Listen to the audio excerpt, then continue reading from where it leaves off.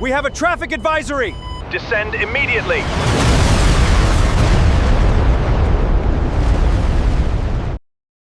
Somewhere above you, there are planes, not 1 or 2 thousands, moving at nearly 900 kilometers per hour, carrying hundreds of people each, flying through the same sky, often separated by nothing more than a few kilometers of empty air. And somehow they don't hit each other, almost never. But why? Because somewhere between you and the sky above you, there is a system, a vast, invisible, incredibly fragile system, and most people never realize it exists.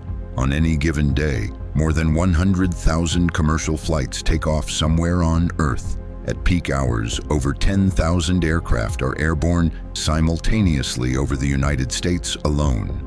The skies are not empty, they are crowded, carefully divided into invisible corridors and altitude layers, highways in the air that no one can see. Planes travel these corridors constantly, stacked above each other, converging at airports, crossing paths over oceans.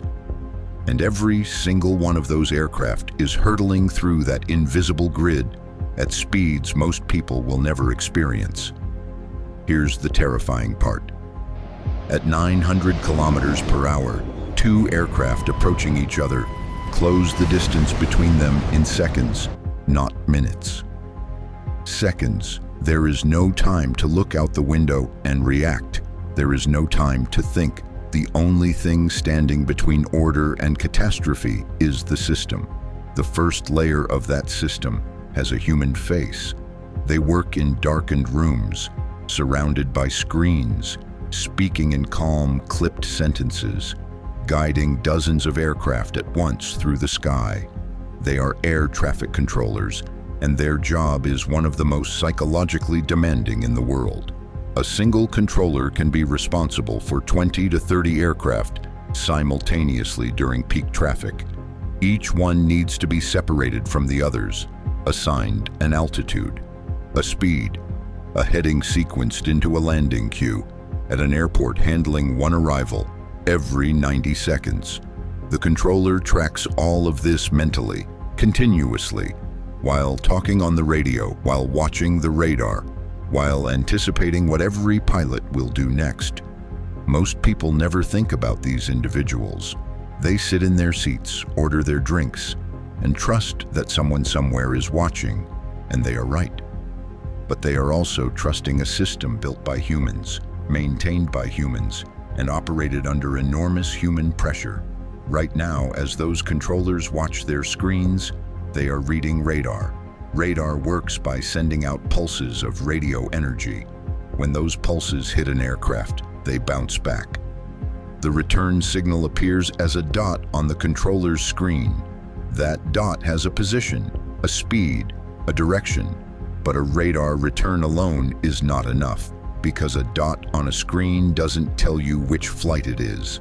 It doesn't tell you how high the aircraft is flying. It doesn't tell you if it is climbing or descending. That information comes from a small device inside every commercial aircraft called a transponder. The transponder listens for radar signals. When it receives one, it responds automatically, broadcasting a unique 4-digit code, the aircraft's altitude, and its identification. This turns a nameless blip on a radar screen into a fully identified aircraft flight number, altitude, speed, direction, all of it updated continuously. Every few seconds without transponders, air traffic control would be operating half-blind. But here's where it gets more complex. Air traffic controllers and radar systems manage the broad picture, the routes, the corridors, the sequencing. But what happens when 2 aircraft, in real time, are flying directly toward each other? What if the controller is distracted for a moment? What if there's a communication failure? What if the radar refreshes 1 second too late? That is where the final layer of the system takes over. It is called TCAS, the Traffic Collision Avoidance System. Every commercial aircraft carries one, and it operates completely independently of air traffic control. TCAS constantly broadcasts signals to nearby aircraft and listens for their signals in return. It builds a real-time picture of every aircraft within a certain range, tracking their positions, their altitudes, their trajectories, and when the system calculates that two aircraft are going to come dangerously close, it acts. Without waiting for a human instruction, it speaks directly to the pilots. Through the cockpit displays, traffic.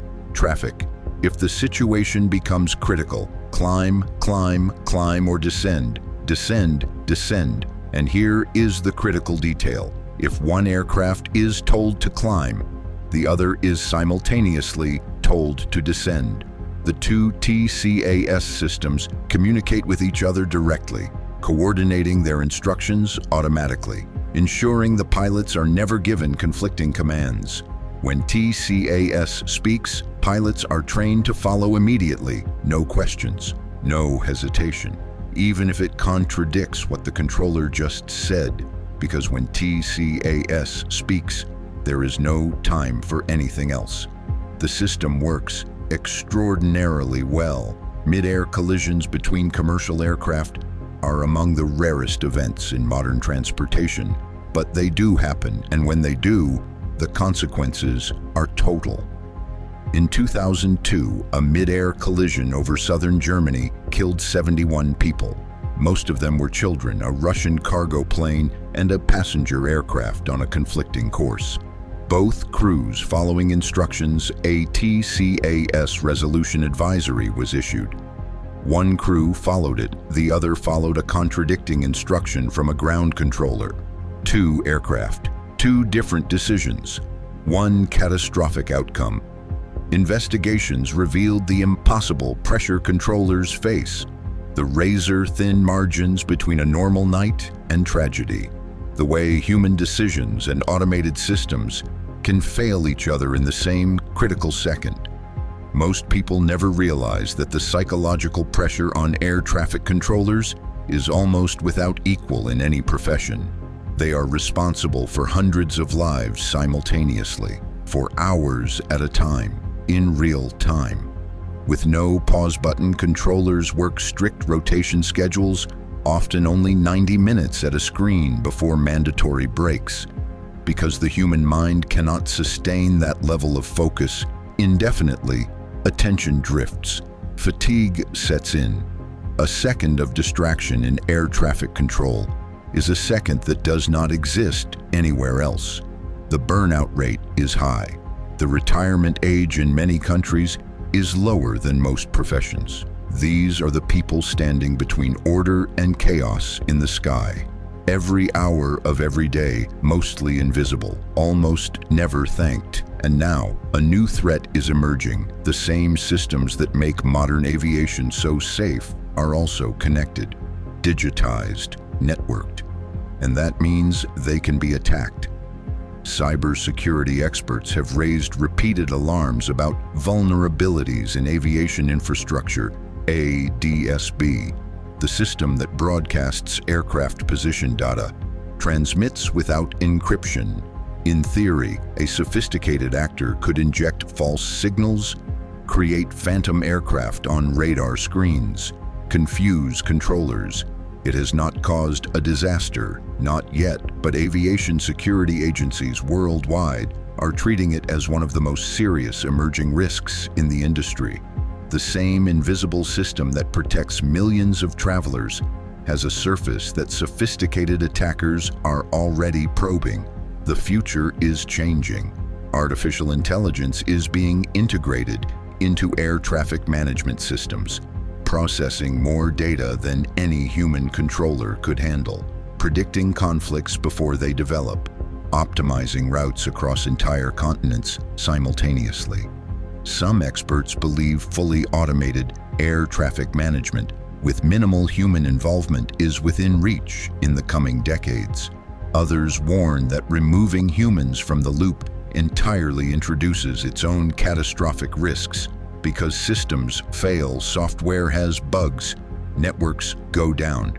And when the invisible system that holds everything together suddenly goes dark, the sky full of aircraft doesn't stop moving. Right now, as you read this, as you sit in your seat on a flight or wait at an airport gate, there are controllers staring at screens, transponders pulsing invisible signals, TCAS systems, scanning the sky radar sweeping silently through the darkness above. All of it running, all of it coordinated, all of it invisible. You will never see it, you will never hear it, you will never think about it, and that is exactly how it is supposed to work. Because the greatest achievement of this system is that the people who depend on it every single day never have to think about it at all. They simply board the plane, close their eyes, and trust. And somewhere in a darkened room, someone is watching, making sure that trust is never broken.